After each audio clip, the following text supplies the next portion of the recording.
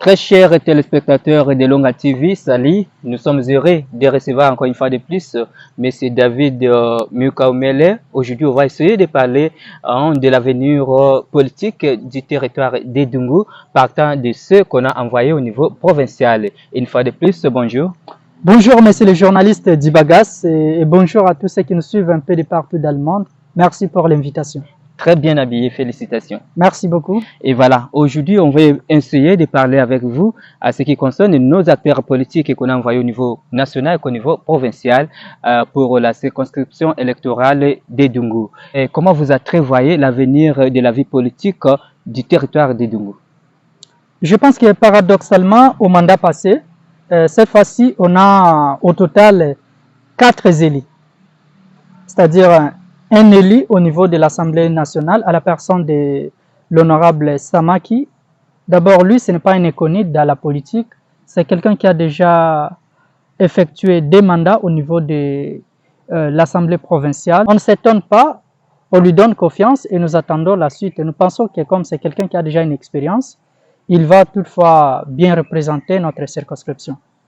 Maintenant, en ce qui concerne les députés provinciaux, d'abord les 2 qui ont été élus et l'autre a complété par cooptation à la personne de Sa Majesté Costa.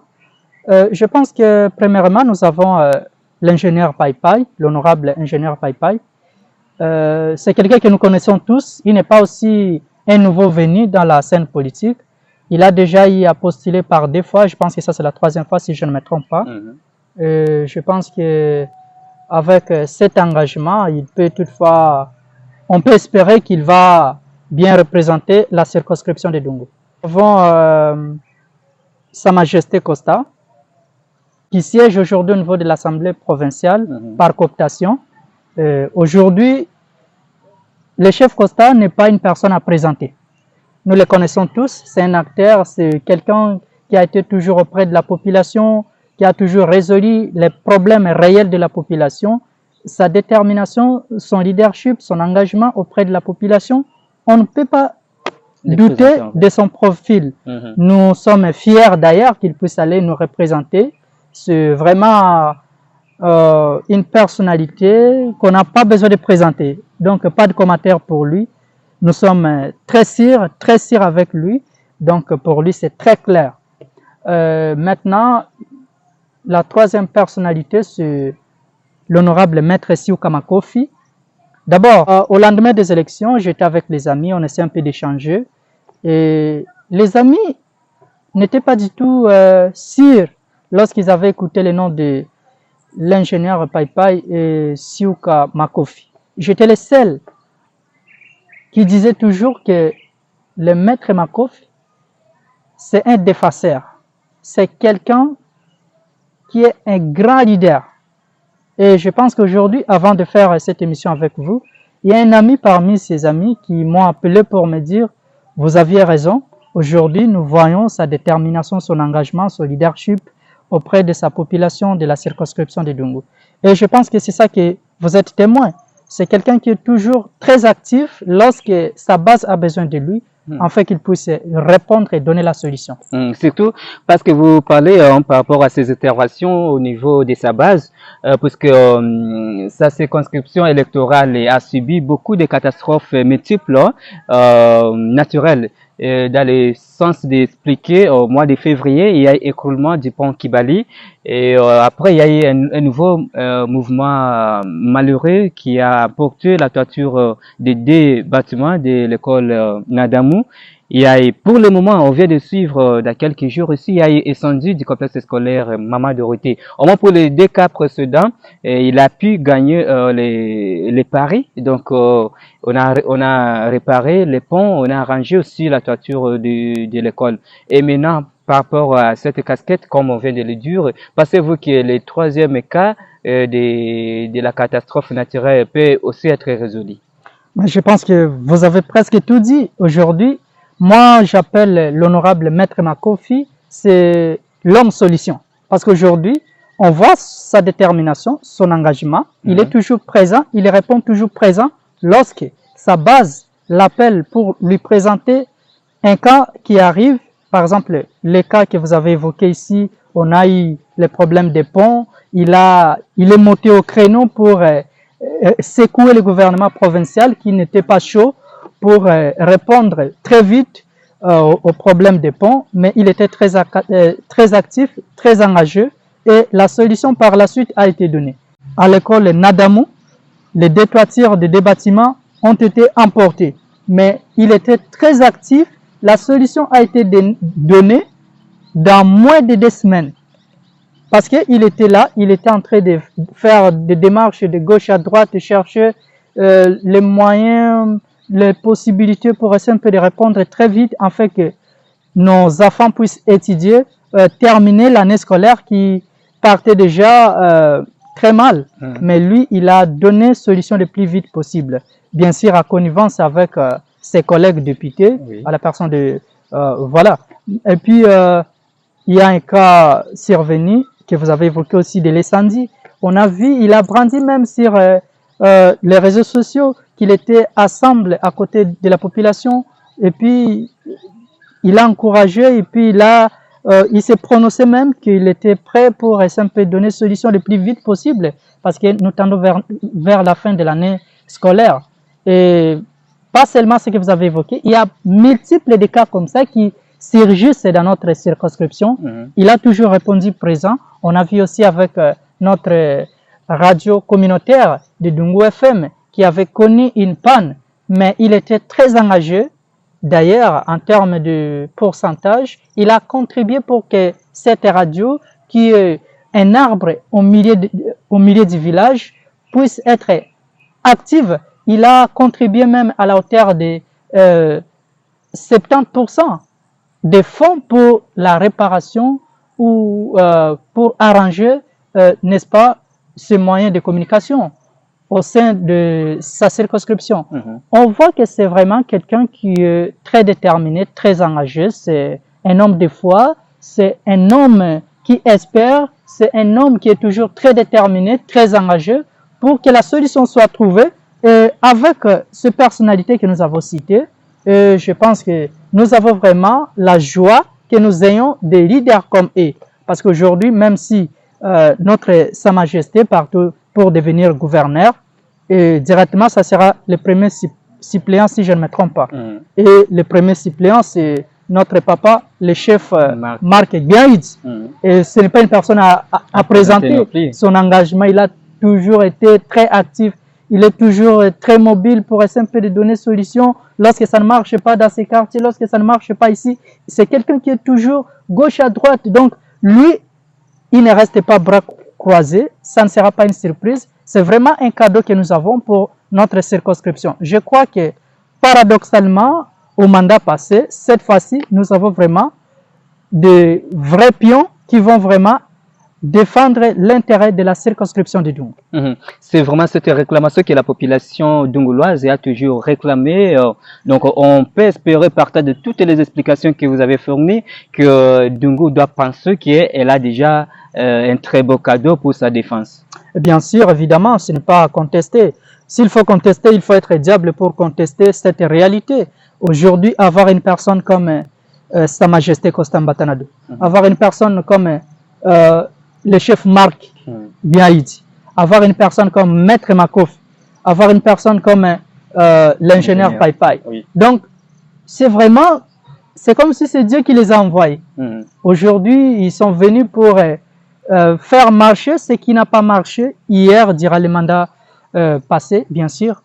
Nous avons vraiment un cadeau pour notre circonscription. Et je pense qu'avec ces leaders que je viens de citer ici, notre politique va grandir. Parce qu'aujourd'hui, ce que les gens ignorent, c'est que les gens partent pour représenter leur base, pour faire grandir leur positionnement, afin qu'ils puissent être présents sur la scène politique.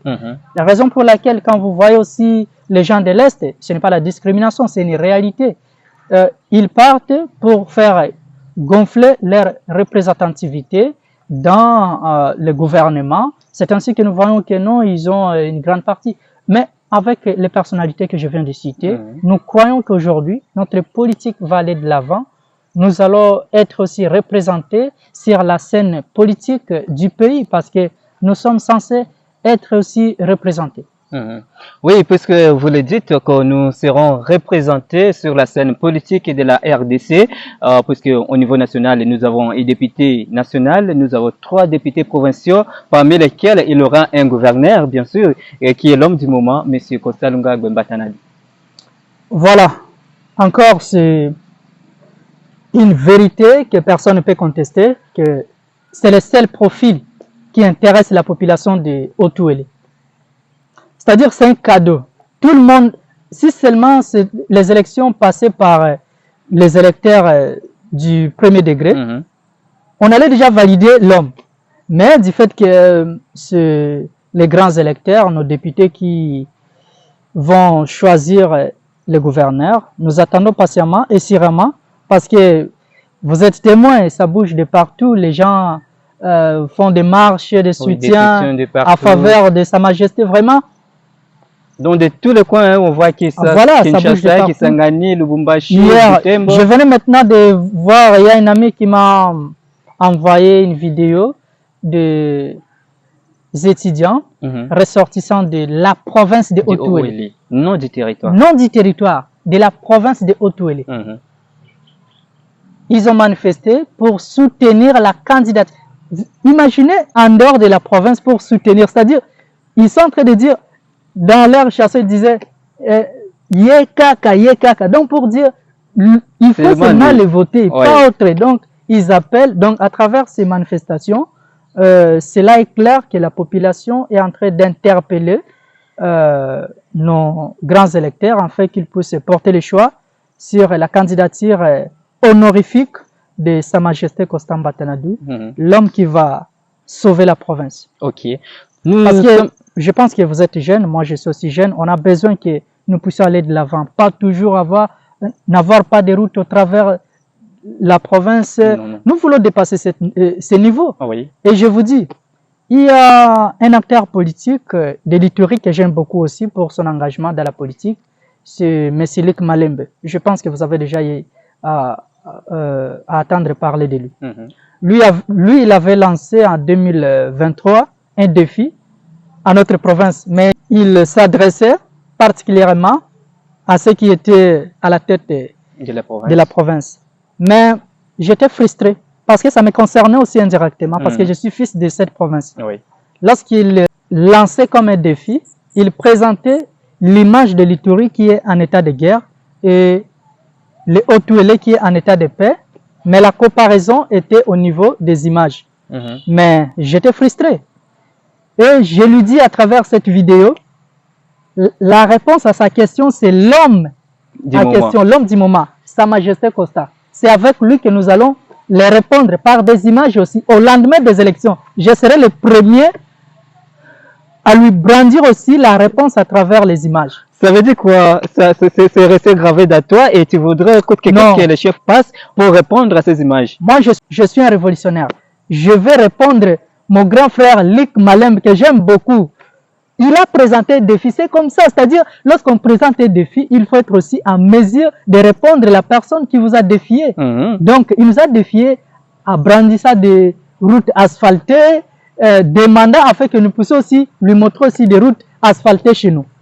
Mais nous sommes restés qu'une personne n'a osé répondre à ces messieurs. Mais je vous dis, avec l'avènement de Sa Majesté Costa à la tête de cette province, je serai le premier à répondre, M. Lik Malembe. Merci beaucoup. Le défi est lancé et ceci ressortait que d'ici le 29 avril, donc il y aura les élections des sénateurs et les gouverneurs fusionnés conformément au calendrier de la CENI, et on espère que l'homme sera déjà validé. Et sinon, au niveau provincial, nous avons 20 députés, comme vous le savez. Alors, parmi ces 20, il y a déjà eu élection au niveau du bureau provincial où nous avons parlé incessamment ici de l'honorable Makofi qui tient la commande des rapporteurs. Donc, tout doit passer par lui. C'est aussi encore un atout pour le territoire de Dungu et surtout la province de Haut-Ouélé. Voilà, vous savez, c'est vraiment, je vous ai dit d'entrée de jeu, avoir des personnalités que nous venons de citer ici, c'est un cadeau pour notre circonscription. Encore la casquette qu'il a arrachée au niveau de l'Assemblée provinciale, le place encore dans une place stratégique au niveau de l'Assemblée, afin qu'il puisse défendre les intérêts de sa base, ce qu'il fait déjà et qu'il va continuer à le faire. Nous disons merci à vous, téléspectateurs, d'avoir suivi notre émission Espace des leaders sur Elonga TV, là où nous avons essayé de bouger, de parler avec sincérité, avec amour, avec beaucoup de défis aussi, de pressions, car il y a eu pour moi un défi qui m'a beaucoup intéressé, que la province du Haut-Uélé pourra répondre par les images à l'homme politique et de l'Ituri. Et Monsieur David va déterminer complètement notre émission. Quelques mots pour les députés qui vont bien sûr élire, qui ont un grand rendez-vous, et ils sont 20 au niveau provincial. Merci à tous ceux qui nous suivent à travers cette chaîne d'Elonga TV. Merci pour l'invitation. J'interpelle à travers cette émission nos députés, nos vaillants hommes que je respecte beaucoup, qui sont au niveau de l'Assemblée provinciale, qu'ils puissent porter les choix sur la personne réclamée par la population. C'est ça mon interpellation vis-à-vis à nos élus de la proximité. À ce qui concerne les défis qui nous a été donné par M. Luc Malembe, c'est avec l'homme du moment, Sa Majesté Constant Batanadou, que moi je serai le premier à lui répondre par les images. À brandissant aussi des routes asphaltées, vraiment je suis prêt à lui répondre. C'est vraiment un grand frère que j'aime beaucoup. Une fois on était avec lui à Bunia, c'était vraiment un plaisir. Merci beaucoup. Je vous remercie. À la prochaine occasion. Je ne manquerai pas à venir encore sur ce plateau pour essayer un peu de répondre par rapport aux questions qui concernent la vie de notre province. Voilà, c'était ça la question principale dans notre émission d'aujourd'hui, comment ils pouvaient entrevoir la vie politique du territoire de Dungu. Voilà, il a répondu à cette question. Merci à vous très chers compatriotes de la RDC, surtout les habitants de la province du Haut-Uélé. Pourquoi pas ceux du territoire de Dungu? Nous sommes très fiers et nous sommes encore beaucoup plus engagés pour produire plusieurs émissions de ces caractères pour encore renforcer la capacité, soit dure, à mettre sous pression nos élus pour qu'ils répondent favorablement à leur base, puisque nous avons 20 élus au niveau provincial et ils doivent répondre tous aux besoins de leur base. Ils ne doivent pas répondre par rapport, bien sûr, de leur appartenance politique, regroupement politique. Et voilà, c'est ça la réclamation de tout le monde. En tout cas, nous vous disons merci. Je suis Dieudonné Bazomboum Gassani, Dibagas par les pseudos et surtout au monde médiatique. Au revoir, merci. Merci, le 29, numéro 3.